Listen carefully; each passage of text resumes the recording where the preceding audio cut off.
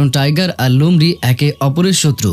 যদি তুমি টাইগার ইয়ারের জন্মগ্রহণ করা কোনো ছেলেকে স্পর্শ করো তখন তার প্রভাব তোমার ভেতরে থাকা ওই মতির উপরে পড়বে। এরপর মেয়েটা জিজ্ঞাসা করে, যখন আমার ব্যথা হয় তখন কি আমার পেনকিলারের প্রয়োজন হবে? তখন ফক্স এগিয়ে আসে আর মেয়েটাকে স্পর্শ করে বলে, যখন আমি তোমাকে স্পর্শ করব তখন তোমার ব্যথা শেষ হয়ে যাবে। আর সত্যি সত্যি মেয়েটাকে স্পর্শ করার সাথে সাথে তার ব্যথা কমে যায়।